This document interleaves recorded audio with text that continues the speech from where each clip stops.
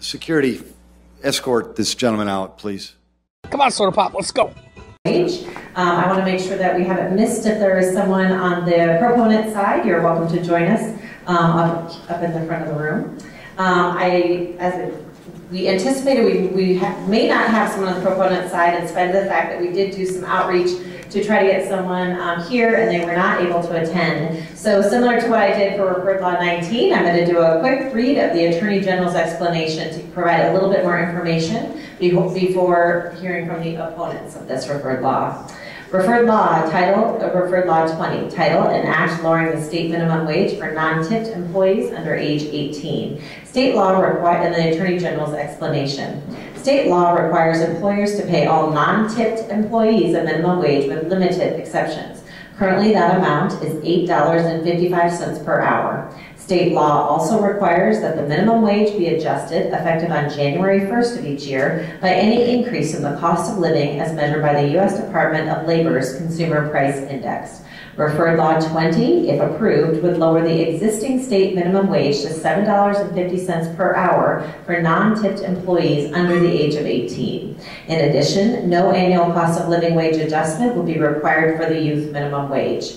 The referred law would also prohibit employers from taking any action to displace an employee or reduce an employee's hours, wages, or benefits in order to hire someone at the youth minimum wage. A vote yes is for lowering the minimum wage to $7.50 per hour for non-tipped employees under the age of 18, and a vote no is against the referred law. And with that, I would invite you to offer your perspective on this, Mr. Heidelberger. You have 3 minutes. Thank you, Sarah. It's me again. We're going to talk about the youth minimum wage. Most people look at this as an economic issue, and on face it is. We're saying that, while lots of other states around the country, municipalities, jurisdictions are looking for ways to increase the minimum wage, as far as I know, South Dakota is the only place where we're actually talking about reducing the minimum wage, saying that workers ought to get less money for the sacrifices they make to come and, take the boss's guff and do what someone else tells them. Yay, South Dakota for being a leader and beating its own drum.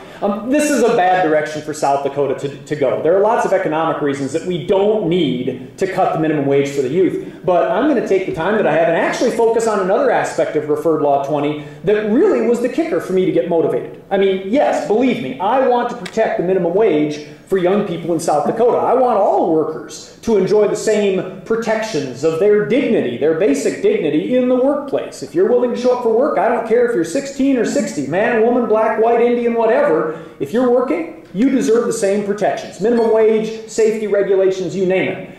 But there's another issue that really put me over the top in saying, yeah, let's put this to a vote. Let's put this on the ballot. And that reason is that we already put this on the ballot, and we already put this to a vote. It's the political reason that we need to shoot down Referred Law 20.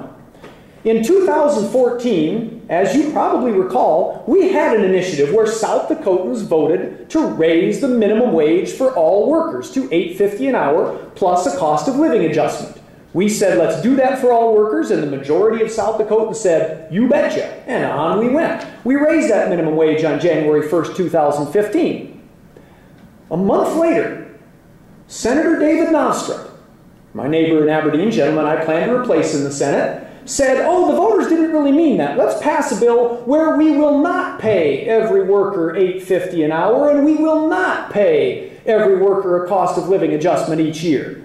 Basically, our legislature said the people of South Dakota did not mean what they said they meant. Or, more accurately, they basically stuck their finger in your eye and said, you folks can do all the initiatives and referendums you want, but we legislators are just going to do what we want if we don't like it. So, frankly, sit down and shut up. That's what Referred Law 20 says to us voters. Sit down and shut up. As some of you who know me know, when you tell me to sit down and shut up, I'm keenly inclined to do the opposite, as should all voters. This is our state. This is our initiative process. This is a sacred thing to me. Again, this is democracy, just like Referred Law 19. When the voters speak, legislators should listen.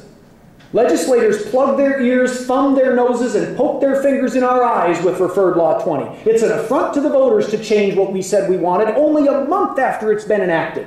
That's not right. That's not democracy. And that, for me, is the biggest reason that we need to vote down Referred Law 20 and tell the legislature we call the shots. This is our democracy. You listen to us. Thank you.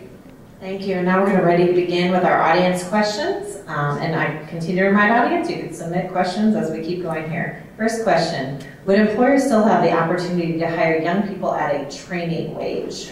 There is something called the federal training wage, which again is a puzzler about this bill. There were employers who were saying, oh my goodness, you know, these kids, sorry kids, it's what they say, I'm going to quote them. I feel bad saying it. It's going to cross my fingers here. There were employers saying, boy, these kids don't know one end of a mop from another. We can't afford to pay them minimum wage. They're just not worth it.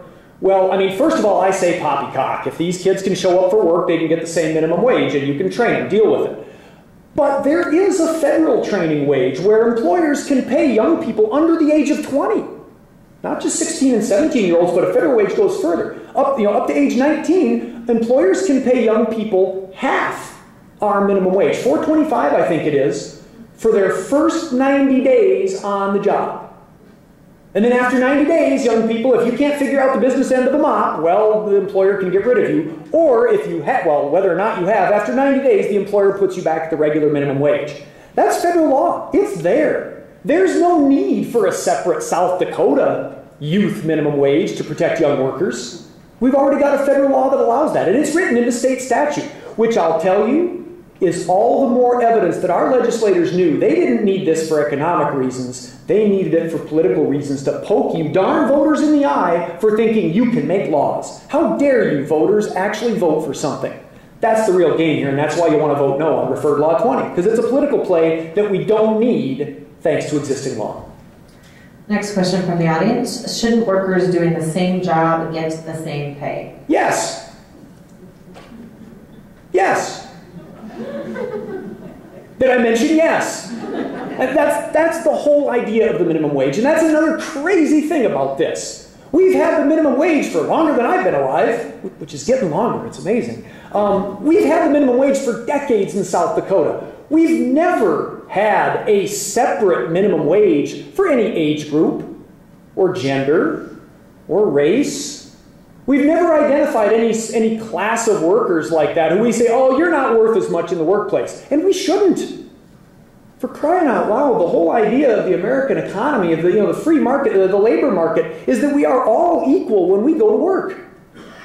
And frankly, yeah, if we start undermining one protection, we say, oh, here's a class of people who don't deserve the same protection at work, well, we can start doing that to other classes.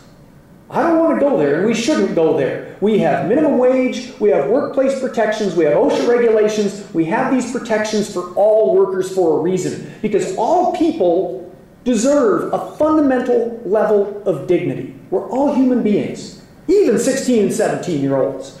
Everybody who shows up for work is a human being. Everybody who shows up for work makes sacrifices to be there. Everybody who shows up for work deserves minimum protections against exploitation and discrimination. Now, if you want to bust your chops and get a raise, that's great. Go ahead and distinguish yourself. But yes, same workers, same work, same pay. It's only fair. Next question from the audience. Aren't some young people trying to raise money for college or other important things? Some are even parents that age with children to support. Yes, yes, and yes. Lots of young people, and I've heard this when I was petitioning, I've heard it when I've been at the fairs talking about the minimum wage. People say, I'll look at parents and they'll go, well, my kid's saving money for college, like they said, or my kid needs a car to get around. Well, we're in South Dakota, we don't have great mass transit. Well, here in Sioux Falls we got buses, that's kind of nice, but you got to have a car to get around. That's just it. Kids don't want to bike to football practice as much, and sometimes they have to go across town to do it. It's kind of dangerous. There are lots of things that kids get jobs for that they use their pay, for good, to help themselves, to help their families, to pay the bills. As Steve Hildebrand here so ably said earlier, there are lots of families, the kids are qualifying for free and reduced lunches. Holy cow, why then say to those kids who are going to say, okay, Mom, I'm going to go get a job and help the family out, why say to those kids, okay, Ed, we're going to pay you $1 less? That's not fair. I mean, the minimum wage is an easy way to help address poverty. It's not going to get people out of poverty all by itself, but it sure helps. As people in that situation will say, every dollar helps. Why take $1 away from young people who are willing to go to work? That's punishing them for no good reason, for nothing the kids have done wrong. Sidebar that I'll add on that, no matter what kids do, even if you tell me, well, this kid over here is just going to buy more Xbox games, I don't care. If I'm an employer, What you do with your money after you're done doing my work is none of my darn business, and it's certainly not the legislature's business. Your job for me is to do 8 hours of work, or whatever it is. Tote that barge, lift that bale, mop that floor. If you've done that, go ahead and buy root beer. I don't care. You deserve the same pay. Thank you. Next question. What happens if it does not pass? If Referred Law 19 does not pass, to be clear, referred laws, they get kind of mixed up. The legislature passed Referred Law 20. The governor signed Referred Law 20. I asked him not to. I don't know why he still signed it. When we referred it, when the Secretary of State stamped our petitions and said, you betcha, they're good, woohoo, that froze these both referred laws. So they're not in effect right now. Kids right now are getting at least $8.55 an hour. Yes. If we vote yes on Referred Law 20, I'm doing the question backwards. If we vote yes on Referred Law 20 and it passes at the polls, minimum wage goes down $1 and a nickel for all teenagers. Now, it doesn't require employers to cut their pay, but it allows them to. And if employers want to save money, they'll have that option. If we all vote no on Referred Law 20, things stay the way they are. Kids get $8.55 just like everybody else in the workplace. We keep our minimum wage even, the same pay for the same work for the workers regardless of their age. So a vote yes cuts pay for kids. A vote no on Referred Law 20 keeps young people's wages equal to everybody else's minimum wage. And that's what we want to do. That's what's fair. That's what every worker, regardless of age, 16 or 60, deserves. Vote no, and you keep the minimum wage equal for everybody. Vote yes, you're cutting some kids' wages, you're cutting some families' income. Next question. Does the $7 proposed minimum wage protect South Dakota youth from the lower federal training wage of $4.25? This is a tricky jurisprudential question, and I welcome others to look at it. But as far as I can tell, South Dakota's youth minimum wage, if we passed it and set it at $7.50, that would take precedence over the federal minimum wage. Again, this is what I think. I welcome you to check with your employment law experts for sure, because my understanding of federal minimum wage law is workers get either the federal minimum or whatever state law specifies, whichever is higher. So that's my understanding, though I'd love to check, which is interesting, because technically that does mean, yes, if we pass Referred Law 20, then employers in South Dakota may not be able to avail themselves of the $4.25 training wage. Now, speaking anecdotally, I don't know of any employers who've taken advantage of that training wage. If there are examples out there, I'd welcome a show of hands of an employer to say, yep, I'm getting $4.25 for the first 90 days. If that's happening out there, I'd love to know. I haven't seen any examples of it. So really the practical impact of passing Referred Law 20 is to say to all the young workers in this state, you may lose $1 and a nickel an hour.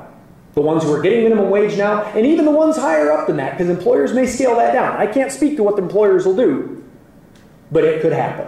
So training wage may be overcome or superseded by South Dakota's law on this one if we set a higher youth minimum wage. Sorry, confusing numbers. The final question. How can it be justifiable to pay someone less for a job well done than someone who is older? Isn't that discrimination?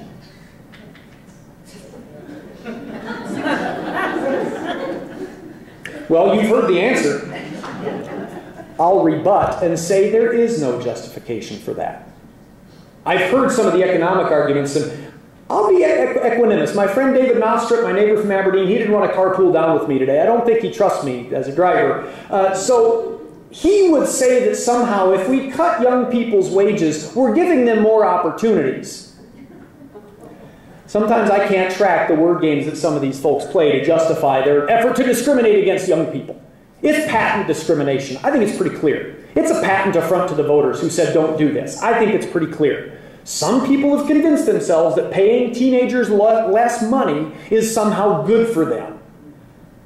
The idea being that, well, maybe then employers could hire more teenagers because they can get them for cheaper. I don't think that helps anybody.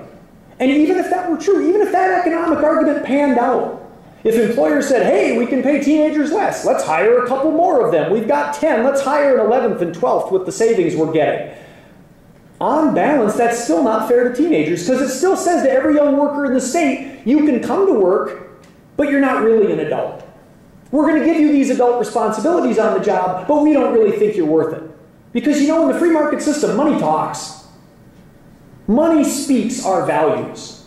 We put our money where our mouth is. And if we say young people don't deserve the same protection in the workforce, we're saying young people aren't worth as much. And I don't buy that. Neither should you. Thank you. We're going to turn to closing comments, and we will hear from our opponent. Referred Law 20. Go ahead. Thank you, Sarah. Again, thank you everybody for coming tonight. This is really important. I'm happy to come down here and talk about both Referred Law 19 and Referred Law 20, purely from a democracy perspective. They are both affronts to voters. They're trying to decrease our participation in elections. Referred Law 20 is trying to discourage us from doing initiatives and referendums. It's the legislature saying, we want to make all the decisions. You people just sit down and shut up. I don't buy that. It's not acceptable in a democracy. In addition, just to add insult to injury, Referred Law 20 says to young people, we don't respect you. We're going to give you less protection in the workplace. Yeah, you can come to work, you can bust your chops, but we're going to say we're going to pay you less because we just don't respect you. In a state that struggles to keep young people down on the farm anywhere, or even here in Sioux Falls, or to stay here and get their educations and cast their lot with South Dakota and build their dreams here, why would we want to set them off on their path in the workplace by saying, guess what, we still don't respect you? In so many ways, in terms of respect to youth, respect for democracy, respect for voters, respect for common human dignity, Referred Law 20 is a bad idea. Please vote no on it. Thank you. Thank you, and I'd like to thank you for sharing your insights, and I'd like to ask the audience in the room to thank our panelists here for sharing. Happy to do so. Thank you, everybody. Y'all come back now. Cheers. What kind of morons run this outfit?